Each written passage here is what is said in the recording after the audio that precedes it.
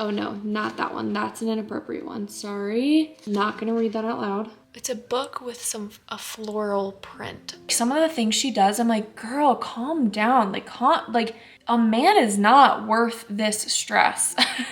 This is the cutest thing ever. Don't ask me how much it was because it's ridiculous.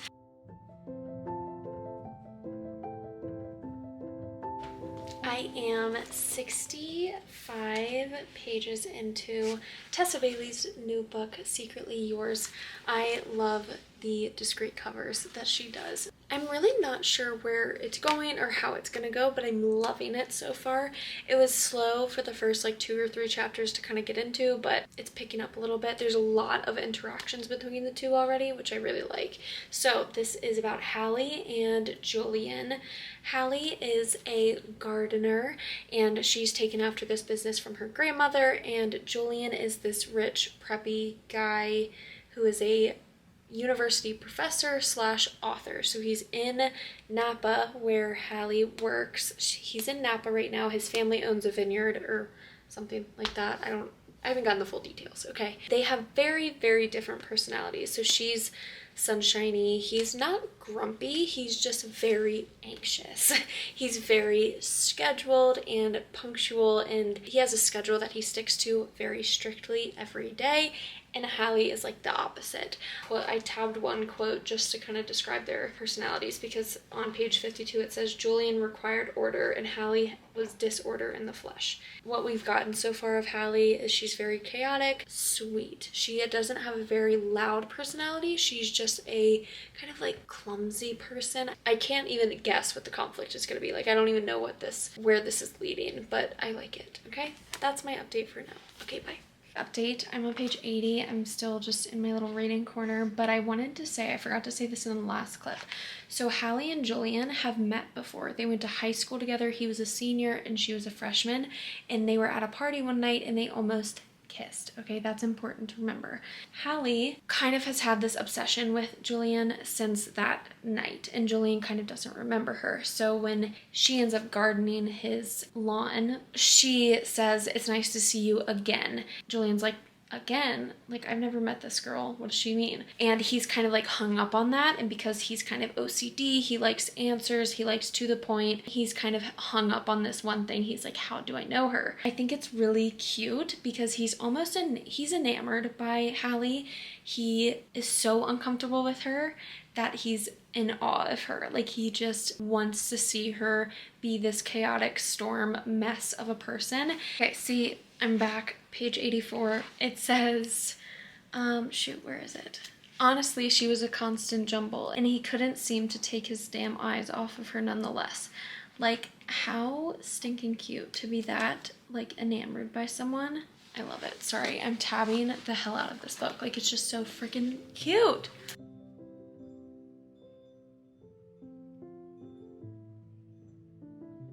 It's dark in here because it is 6:30 in the morning, but I have a snow day today. All of my clients at work canceled today. I'm gonna make the most of my day. Usually I get up at like 4 to go to work, but I slept in just a little bit. Okay, all right, that's great. Y'all can't see me. I am halfway through and I think it's freaking adorable. I'm gonna finish it today because I was granted this extra day off from work. So I feel like I'm gonna be really productive today. They're making out in the kitchen right now. So they have moved on to past the talking phase. I think the next check-in is just gonna be when I'm done with this, because I plan to start either Hooked or X's and O's later. I'm gonna post a poll on my Bookstagram to see which one I should read next. Hello, it's a few hours later. I haven't read yet, but I did just film a lot of Bookstagram content, like reels and posts and stuff, and I'm really tired. So to get me motivated to read the rest of this book, I put on Mel Reads. She has lots of reading sprints on her YouTube, so I'm going to put this on in the background and read, so it kind of has a timer and I can focus for at least 45 minutes, okay? I can't talk for long because my camera's about to die, and don't look at my hair. I haven't washed my hair in like 2 days and I'm wearing no makeup. So it's been a lovely snow day. I did get a lot of Reels, Instagram content done. I finished Secretly Yours by Tessa Bailey. I literally just finished it like 3 minutes ago. So let me gather my thoughts. I actually wrote some down on my phone. But I think for now, my rating on this is gonna be 4 stars. And I'm gonna go to Goodreads right now, update my progress. If you wanna follow me on Goodreads, go ahead. I'm gonna rate it 4 stars, okay? Let's go over my thoughts. I did end up tabbing a little bit. I feel like Tessa Bailey has some really good standout quotes. They might be a little cliche sometimes, but I dig it. So let me go over some of the funny.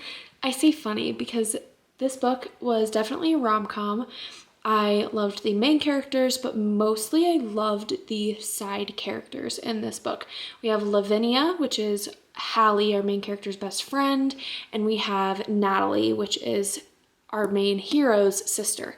So I loved Natalie and Lavinia, and I'm pretty sure book 2 is Natalie's story. Actually, this is kind of funny. Lavinia, Hallie's best friend, she's British, okay? So she has a British accent, and it's mentioned multiple times that she is British. And because I was kind of reading it in like a British accent every time she talked, I did that with the whole book. So Julian, his voice, he to me is this dark, brooding professor with a British accent. I know in the book he does not have a British accent, but that is what I'm imagining.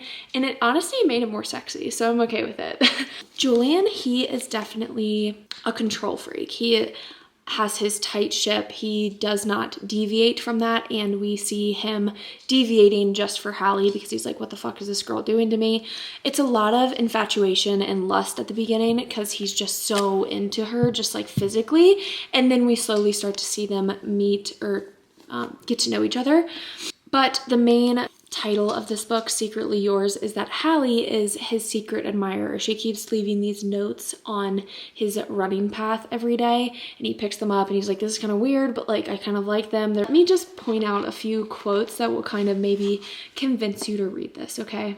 This is in Julian's point of view. Somehow I go from having boundaries for everything to burning them down. Something about you brings me to the edge of my comfort zone. I really liked on page 199. Oh no, not that one. That's an inappropriate one. Sorry. Not gonna read that out loud. Oh, okay. This is also in Julian's point of view. It says, and yes, he was going to try his damnedest to stop stuffing everything in life into parameters of a plan and a schedule, but not when it came to this, to her. He needed a plan for winning her because something deep in the recesses of his chest told him this was too important to be left up to chance. Thoroughly enjoyed this book, and I think I really will enjoy Natalie's book also. I'm done with that. I'm gonna go put it on my shelf in a minute, but Brock is upstairs doing a podcast right now.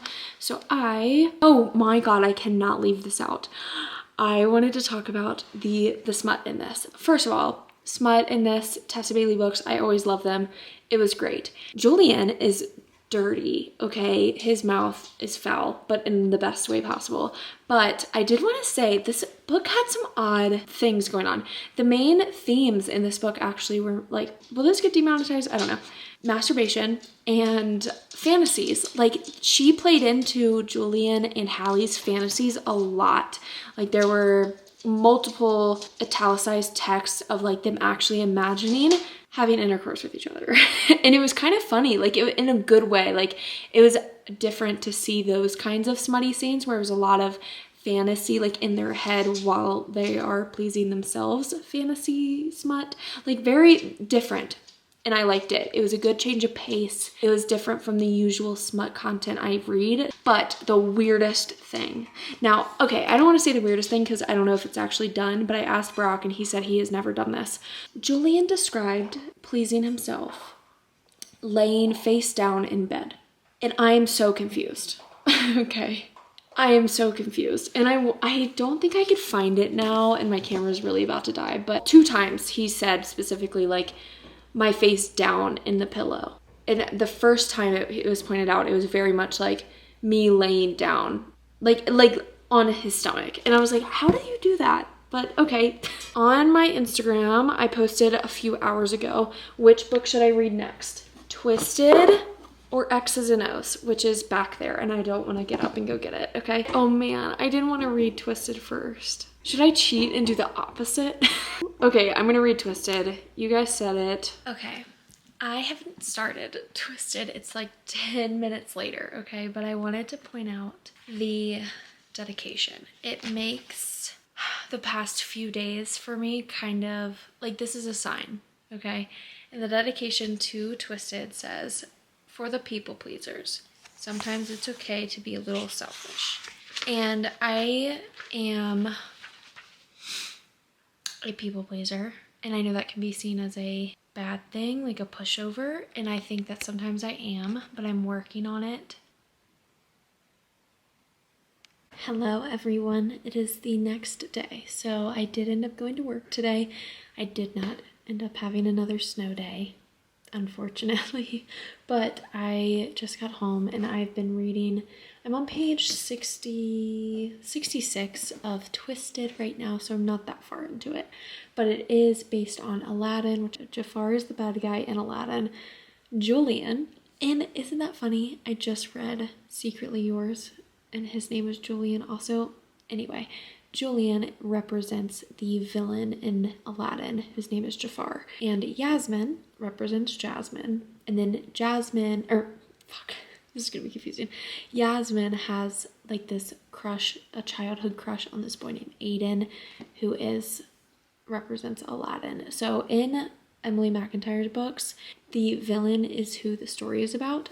So Julian and Yasmin will probably end up together in this book. And I believe there's an arranged marriage, or not arranged, marriage of convenience in this book, because Yasmin's father is in charge of one of the biggest diamond companies in the world, and he's dying. Her dad has cancer. In his will, he left everything to Yasmin. His dying wish is for her to get married. It's very traditional thought is that a man can run the company while Yasmin stands on the sidelines. So unfortunately there is some sexism in I'm so sorry, I'm so tired right now. I think I'm just tired. I'm not really that into reading right now. I don't want to read right now, so I'm just gonna take a break for the day. I'll probably read one more chapter today, like tonight, and I'll update you guys when I get to the halfway point.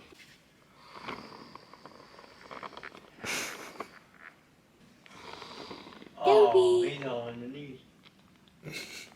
I can't even see him. He never goes underneath. I filmed that last clip like 2 days ago, and it's a Saturday. I have today off, and I'm not that far into Twisted. Okay, I'm 106 pages in. I'm on chapter 12, and I want to get at least halfway today. I'm just feeling slow with reading.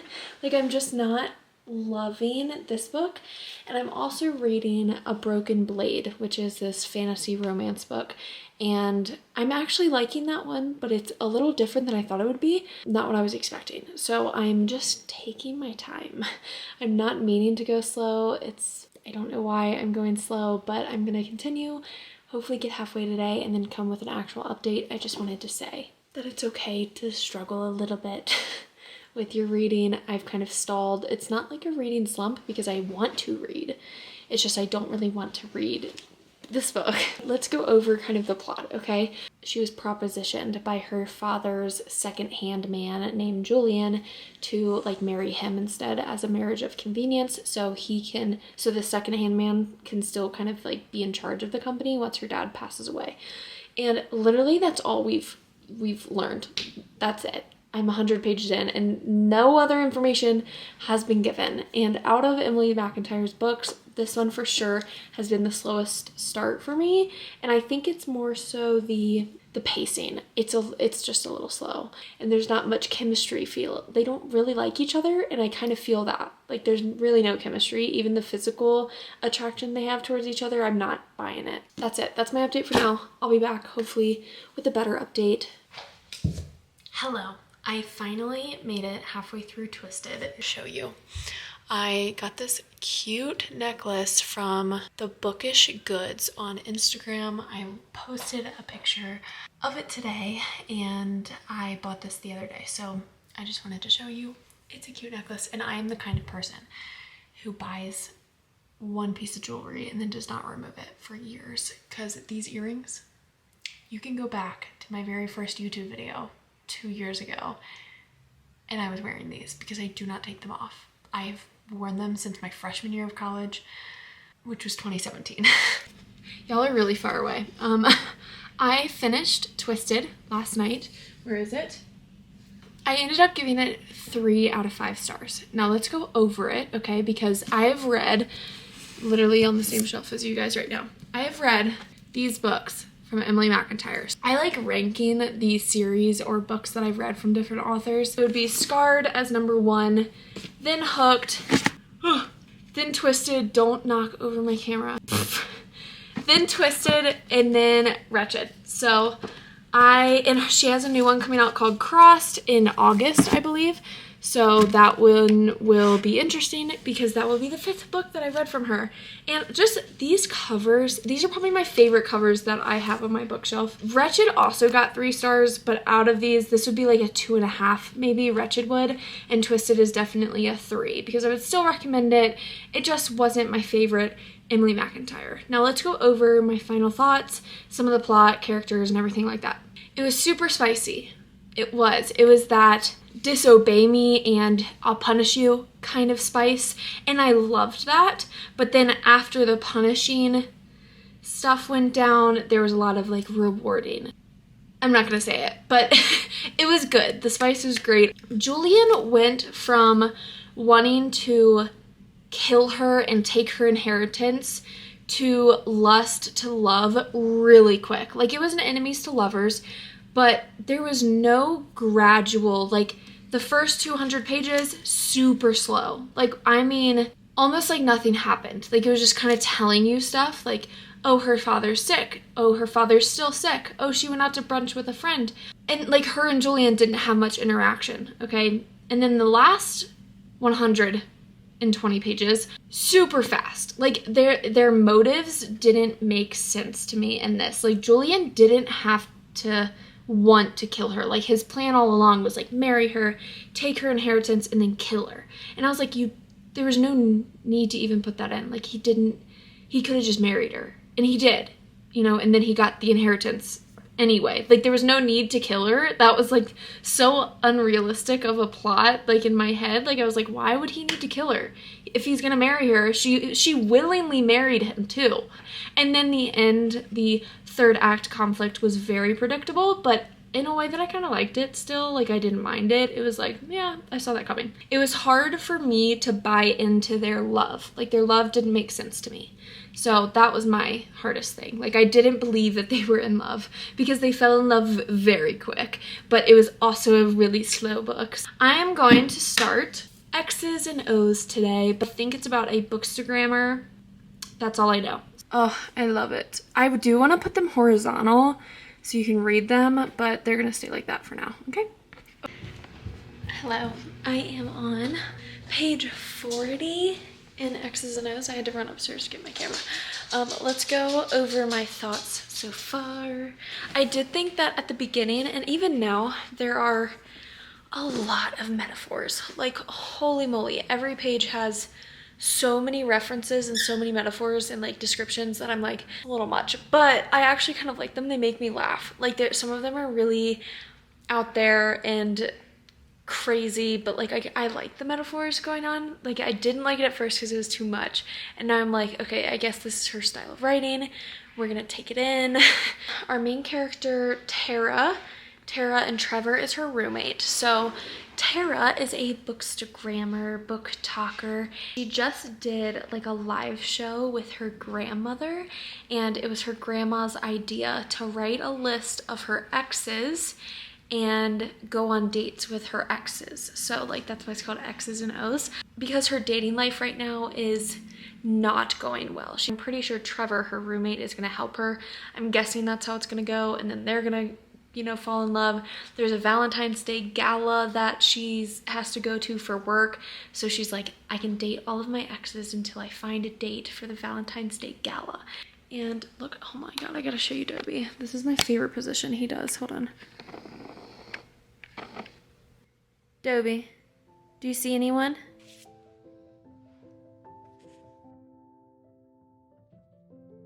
It's the next day. I am halfway through. Oh God, I gotta sneeze. I have my thoughts. I have my feelings about this book so far. It is, Tara is annoying. She is a very big tryhard. Like, she's clingy. She doesn't know boundaries. Like, some of the things she does, I'm like, girl, calm down. Like, a man is not worth this stress. But like, she is stressing out trying to find a husband. And I'm like, calm down. These people are exes for a reason. So she is bothering me. Trevor, obviously, we've noticed, has some commitment issues. He does not like relationships, but he does a lot of casual hookups. And because they're roommates, Tara's kind of witness of this. And she's like, oh, he could never like me. Like, he's just a friend, right? So they are friends. And I'm guessing it's friends to lovers. That's what the trope of this one is. Now, he has a niece that has like a heart condition. He's so sweet, okay? He's sweet, he just has commitment issues. Don't know if it's Amy Lee's writing that I'm not really clicking to, because I mentioned in that last clip, the metaphors are out of this world. Like, if you took the metaphors out of this book, the book would be like 15 pages long. Like, every paragraph has 2 or 3 metaphors or similes. I hate it. So I think the metaphors are kind of drowning out the plot right now, that I'm just not loving it. But I'm going to continue it, okay?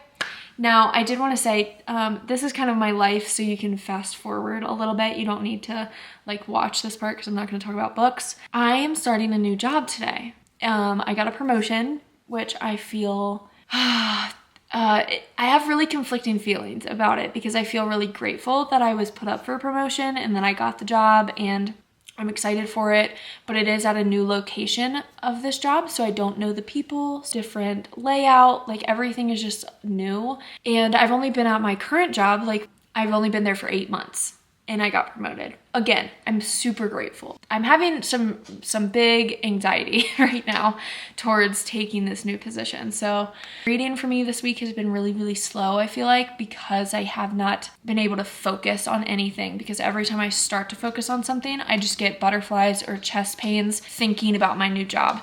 And it's, again, like, I love my current job. I think that's why I'm gonna have a hard time just letting go of my current job and taking this new one. But that's it. I just wanted to let everyone know I'm anxious. I'm really nervous to start this new job. Yeah, I'm gonna try and read a little bit, because I don't go to my shift for another like 2.5 hours. So I'm gonna try and just like focus on reading for the next hour or so. That is it. Thank you for letting me vent for a minute. All right, are you comfy? Hello everyone, this is the outro to my romance vlog. I read 3 books in this vlog. You guys know what I read because you just watched it, but let me give you, I finished this last night. So I did end up completing all 3 books in 1 week. My main irk was Tara. She was just constantly looking for love and attention and affection. She was kind of needy and clingy, and not that that's a bad thing, because I think we all can be needy and clingy in our own ways. The love seemed kind of fake because of that. Like with her roommate Trevor, it was like a roommates to lovers situation, friends to lovers. The tropes were there, the tropes were good. I thought that once her and Trevor did get together, I actually really enjoyed them together. But the fact that Tara was looking for something, and she didn't happen to kind of coincidentally fall into this relationship. She seemed like she just was going to take anything that was given to her. So any attention that Trevor gave her seemed genuine on his part, but she kind of absorbed any attention at all. So it just didn't seem like a genuine love.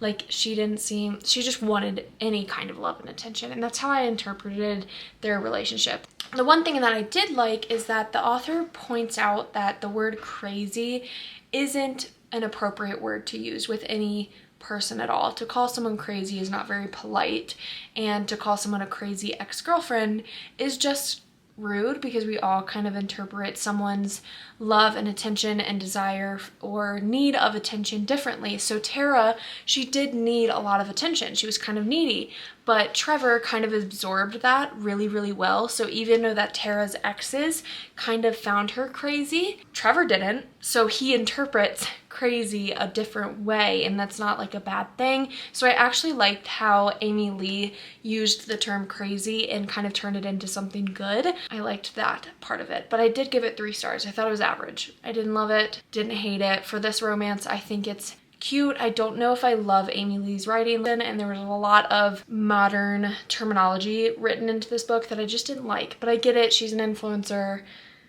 Do you guys want a little haul? So we live in Colorado, and we went to Buena Vista today, which is like a 2-hour drive from us, and I got some things today for my book room. Really small, like mountain town, and they had some really cute shops, like local kind of stores that you kind of go into with little trinkets.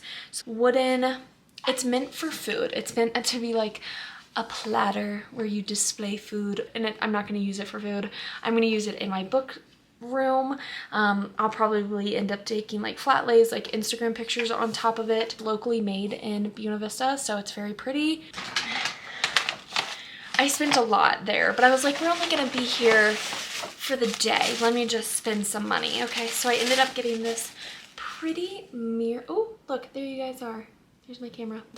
I got this pretty little mirror. It has this like velvety thing on it, okay, but I have a gallery wall that I want to make right here. My phone keeps going off. I have a gallery wall that I want to make on this wall right here, so I think this will be cute, just a little addition. This is the cutest thing ever. Don't ask me how much it was because it's ridiculous. Also, I want to put on my gallery wall, it's a little frame. This was so cute, like literally it's so tiny, and it was way too expensive. I got this. It's a little wind chime, but I'm not going to use it outside.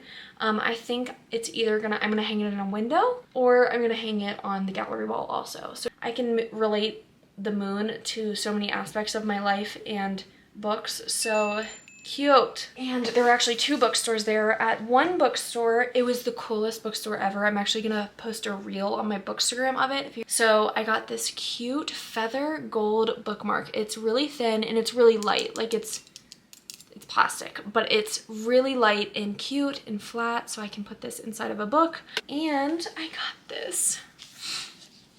Is this not the prettiest? First of all, Brian Froud, I'm pretty sure is how you pronounce it. I remember my aunt always having these kinds of fairy drawings, and my mom and my older brother, like, and it's just good fairies and bad fairies, and I like how inside it just has a beautiful illustrations with kind of Brian Froud's like writing on how and why he thinks fairies are real, and I just love it. So very cute. I'm happy I bought this. I don't know where on my bookshelves it's gonna go because it's a big book. I think I just want to lay it flat somewhere. There was another bookstore and I just went in there really quick. I bought this book. It was a used book. I got it for $6. The Ghostwriter by Alessandra Torre, and it's about this girl who is a romance author, but she ends up writing a book that isn't about romance. It's actually a book that holds her truth of something that happened 4 years previous, about something that was hidden from the police, her loved ones, and from the world. So it's like her confession. It's this romance author's confession of something that happened. So I think that's a really interesting plot, and I actually read the back of the book, which I never do. So I was like, yeah, I will buy it. That's my little haul from Buena Vista. It was a very fun day. If I can, I'll put some pictures or something up on the screen. Super pretty mountain town, but we're definitely gonna go back at some point. That is it for this vlog. I hope you guys enjoyed. It was 3 very good February romance reads. Even though that I didn't enjoy like all of them, I still liked this vlog. I will see you guys in the next video. I hope that you had a wonderful February.